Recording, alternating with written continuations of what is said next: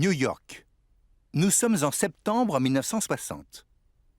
Il est exceptionnel de voir autant de forces de police mobilisées à Manhattan. Les représentants de plus de 90 pays vont participer à la 15e Assemblée générale des Nations unies.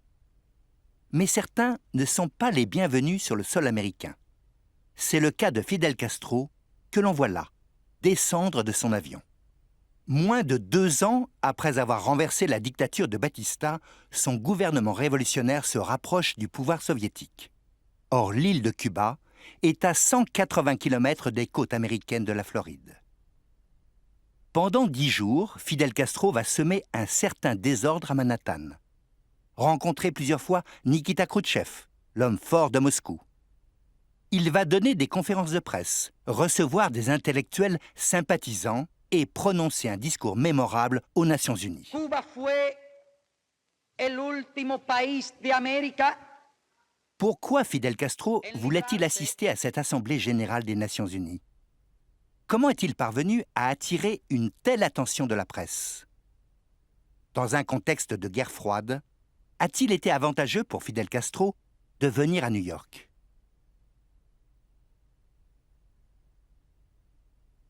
Premier jour.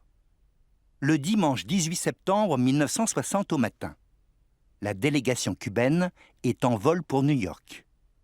L'ambiance a l'air détendue. Au centre, là, on reconnaît Fidel Castro. Il est filmé par un reporter des actualités cubaines. Lui, c'est Antonio Núñez. Compagnon de lutte de Castro, il dirige maintenant la réforme agraire. Elle, c'est Celia Sanchez. Elle travaille au Conseil des ministres. Il y a à peine 2 ans, elle combattait aussi avec Fidel Castro dans la Sierra Maestra. Lui, c'est Raúl Roa, le ministre des Affaires étrangères. À 53 ans, Roa est l'aîné de la délégation. Fidel Castro, le Premier ministre, n'a que 34 ans. 16h15. L'avion cubain doit se garer dans une zone très à l'écart de l'aéroport. Fidel Castro n'est pas invité aux États-Unis. Il a seulement l'autorisation de venir à l'Assemblée des Nations unies. Au pied de la passerelle, il est accueilli par des policiers. Et à droite, là, c'est le reporter qui filmait dans l'avion. Il est vite descendu pour faire ses images.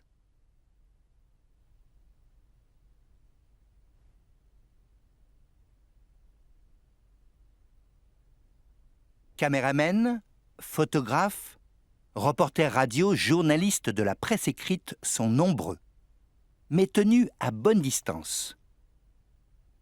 Les premiers mots que Castro prononce révèlent qu'il n'est pas très à l'aise. I only want to salute to the people of the United States. And I don't want to do, my English is the same like the other time. About the other things that I want to tell, I wish that you wait to the General Assembly of the United Nations. Thank you very much. Après quelques mots au micro, c'est le départ pour Manhattan. Castro vient de monter dans cette voiture. Revoyons le geste du policier qui est à droite. Un coup de bâton sur la carrosserie. Surprenante façon de demander au chauffeur de démarrer. Les forces de police semblent déjà s'impatienter. Nous sommes à la sortie de l'aéroport. La voiture vient de s'arrêter. Fidel Castro, qui est à l'arrière, veut sortir pour saluer le public. Mais la main d'un policier donne l'ordre d'avancer. Pas question de laisser Castro sortir de la voiture. Pas question de le laisser faire ce qu'il veut. 1 heure plus tard, la presse attend Fidel Castro devant son hôtel. Encore une fois, sa voiture arrive bien encadrée par 2 véhicules de police. Les policiers en uniforme, et les agents des services de sécurité en imperméable clair sont si nombreux qu'il est difficile de repérer le Premier ministre cubain. Le voilà. L'hôtel Shelburne est à un petit kilomètre des Nations Unies. Surveiller les déplacements de Castro sera facile. La direction de l'hôtel est beaucoup moins satisfaite. C'est avec réticence qu'elle a accepté comme client plus de 50 représentants du nouveau pouvoir cubain. Depuis que l'on sait où Castro est attendu, l'ambiance a changé dans le quartier. Des reporters sont à l'affût d'images et d'informations. Et des partisans du régime cubain commencent à affluer. Les petits drapeaux ont certainement été fabriqués pour la circonstance.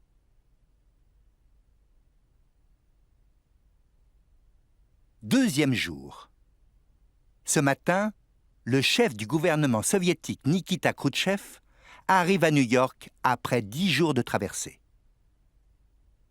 Sa venue aux États-Unis provoque de vives réactions, avec des messages parfois très violents, comme « Khrouchtchev est un meurtrier » ou « N'accueillez pas des criminels ». Pour les reporters, ces manifestants, c'est un spectacle facile à filmer.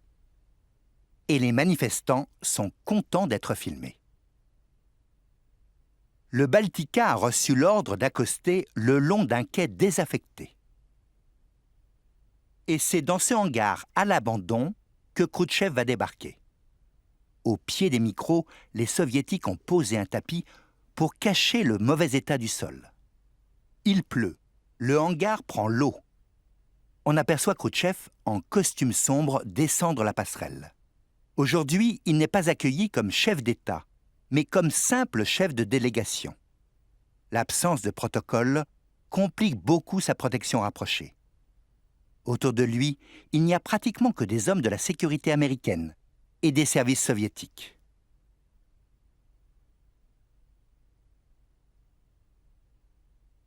Revoyons ça. Là, en imperméable noir, c'est Zakharov. Ce général du KGB et chef du service de protection du gouvernement soviétique a obtenu que ses hommes soient armés.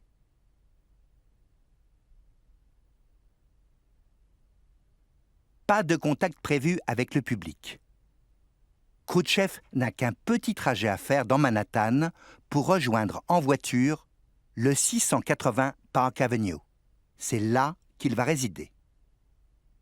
Le président américain Dwight Eisenhower est attendu, lui, à l'hôtel Waldorf Astoria, avec la délégation des États-Unis.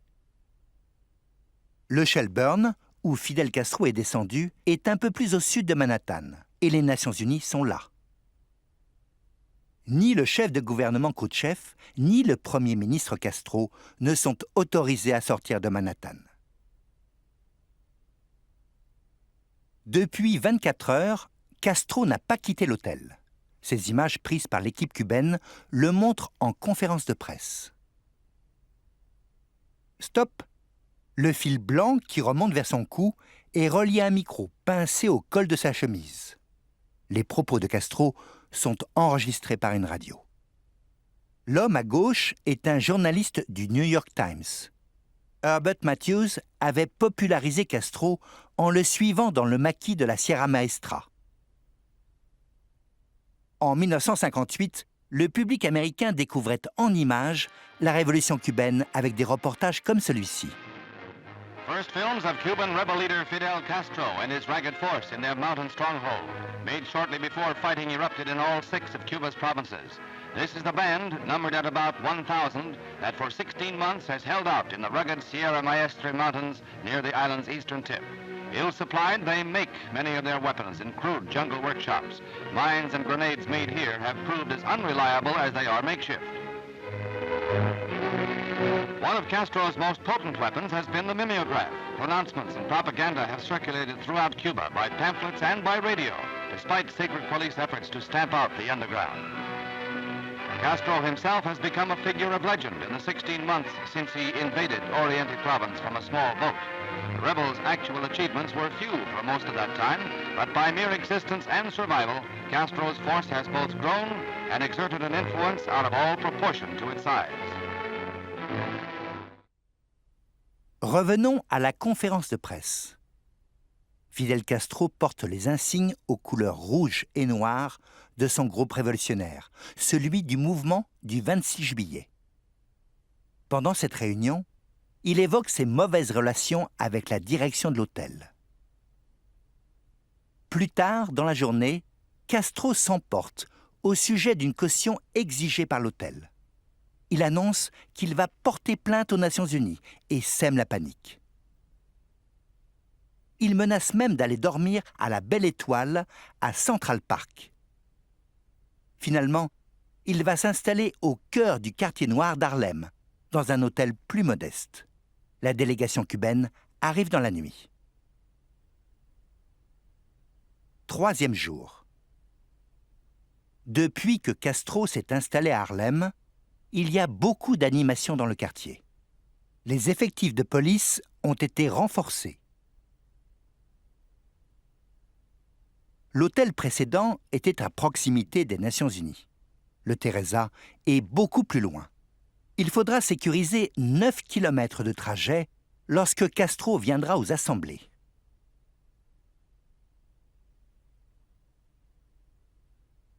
Visite surprise. La voiture qui vient de se garer, c'est celle de Khrouchtchev. Ruée des journalistes, des photographes, des policiers, des services de sécurité. Perché en hauteur, celui qui filme prend des images sans bien comprendre ce qui se passe. Pas facile de repérer le visiteur. Revoyons cette arrivée beaucoup plus lentement. L'homme barbu qui se précipite à l'arrière de la voiture, c'est Núñez, l'un des proches de Castro. Ce n'est pas Khrouchtchev qui apparaît. Raté. Autre angle avec les images d'une autre caméra. En fait, Khrouchtchev ne sort pas de l'arrière, mais de l'avant de la voiture. À peine dehors, il sourit. Probablement parce qu'il reconnaît Núñez, que l'on voit arriver par la gauche. Núñez est le seul à avoir rencontré Khrouchtchev, à Moscou. Ils se connaissent à peine, mais se font l'accolade comme de bons amis. Quelques instants plus tard, les présentations entre Castro et Khrouchtchev ont lieu sous le regard curieux de la presse. Les images vont faire le tour du monde. Pas facile de communiquer simplement quand il faut passer par des interprètes. Pas facile non plus de prendre la pause quand on a 30 cm de différence de taille. Khrouchtchev en profite pour amuser les journalistes. Et les deux leaders se montrent très contents de cette rencontre. Petit retour en arrière. Là. Castro porte une tenue de combattant. Khrouchtchev est venu avec 3 médailles épinglées à sa veste. À droite, 2 médailles de héros du travail. Ce sont parmi les plus hautes distinctions de l'Union soviétique. À gauche, celle du prix Lénine pour la paix. Fidel Castro recevra bientôt cette médaille. À peine 2 heures plus tard, Nikita Khrouchtchev fait son entrée aux Nations Unies pour la première fois. Il est suivi de près par Andreï Gromyko, le ministre des Affaires étrangères de l'Union soviétique. Puis, Fidel Castro entre en scène. Encore une fois, on peut remarquer que Castro tourne bien la tête vers la caméra qui le filme.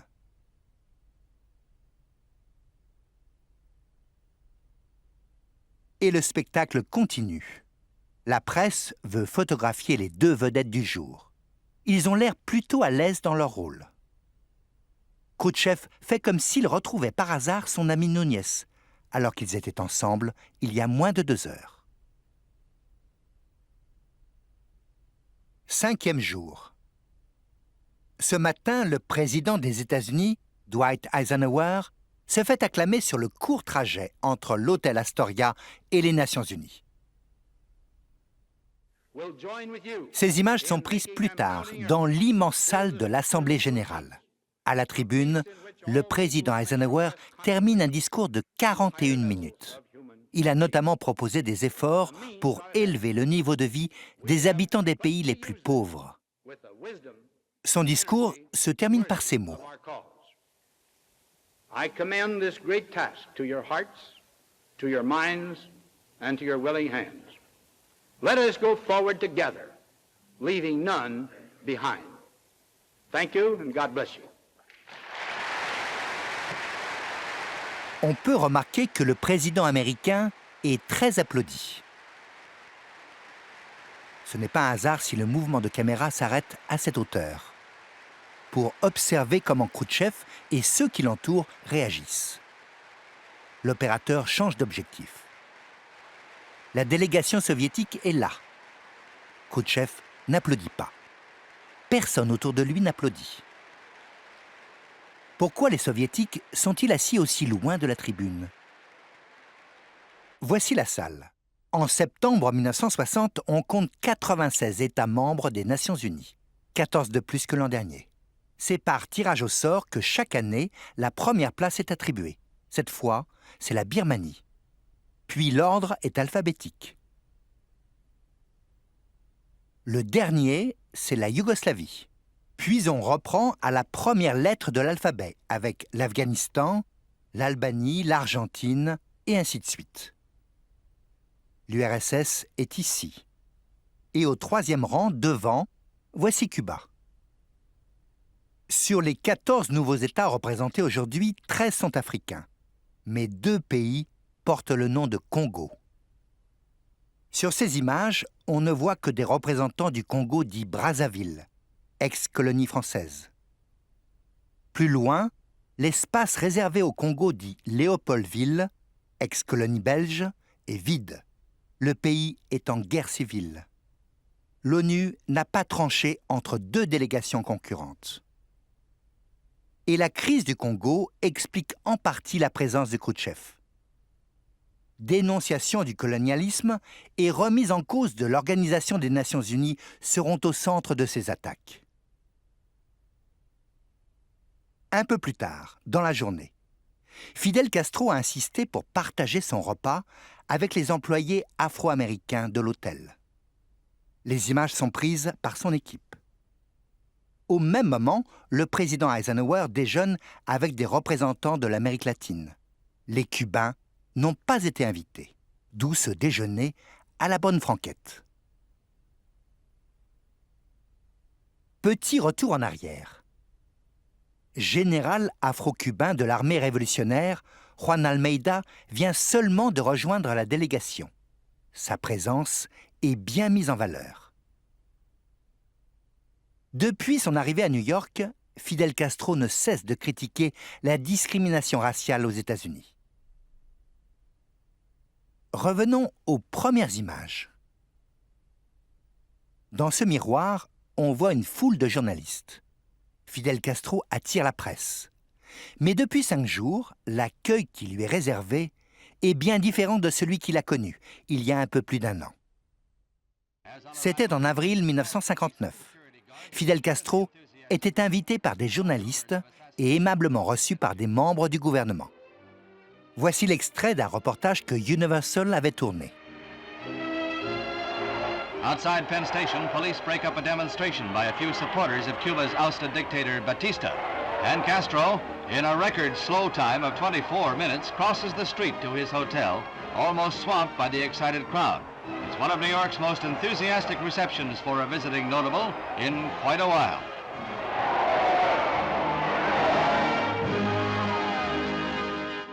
Pendant ce voyage, Fidel Castro avait fait la déclaration suivante. I know you are worried. First of all, if we are communists. And of course, I have said very clear that we are not communists. Very clear. 6e jour. Ce matin, c'est au tour de Nikita Khrouchtchev de faire son premier discours aux Nations Unies. Pendant 2h20, avec virulence, il va en critiquer l'organisation, dénoncer les pratiques impérialistes des États-Unis d'Amérique et de leurs alliés. Il va aussi proposer un désarmement à l'échelle mondiale en 4 ans. Revoyons son arrivée. Pas de médaille épinglée à la veste ce matin. Khrouchtchev sait qu'il y a plus de 300 journalistes dans la salle, que des images passent en direct à la télévision. Il sait que Fidel Castro est assis au 3e rang et il va tout faire pour séduire à son tour les nouveaux membres de l'Assemblée. intervention après intervention. Pendant près d'un mois, il va profiter de cette tribune pour marteler les mêmes idées. Très à l'aise sur scène, Nikita Khrouchtchev s'exprime dans un style personnel et percutant, comme en témoigne l'extrait de ce discours prononcé quelques jours plus tard. Господин представитель, это что, для вас открытие? Весь мир знает, что самая империалистическая держава – это Соединенные Штаты Америки. Об этом все воробьи на крышах чирикают, что самая империалистическая держава, которая поддерживает колониальный режим в колониях, это Соединенные Штаты Америки. А он возмущен. Какая, так сказать, невинность, понимаете, разыгрывается здесь, в то время, когда знает, что эта невинная барышня уже, наверное, десяток имеет детей.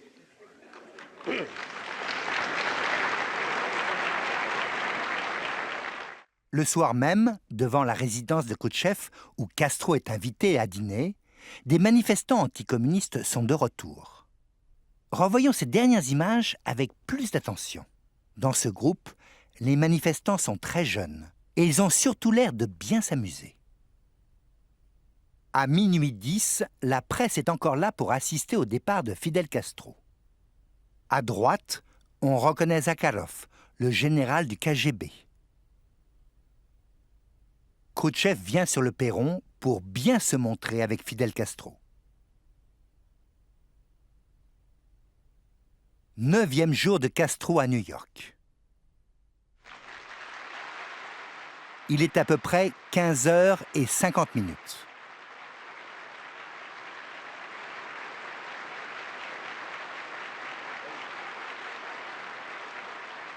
Encore une fois.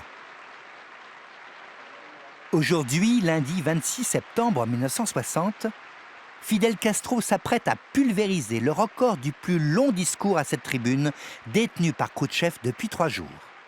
Fidel Castro va garder le micro pendant 4h30. Le bruit courait qu'il ferait un discours fleuve. En revanche, personne ne pouvait prévoir qu'il tiendrait des propos aussi virulents à l'égard des États-Unis. Main dans le dos, il se lance en douceur. Señor presidente, señores delegados, aunque nos han dado fama de que hablamos extenso, no deben preocuparse. Vamos a hacer lo posible por ser breves y exponer lo que entendemos nuestro deber exponer aquí. Un instant. Dans les premiers rangs, les délégations semblent présentes.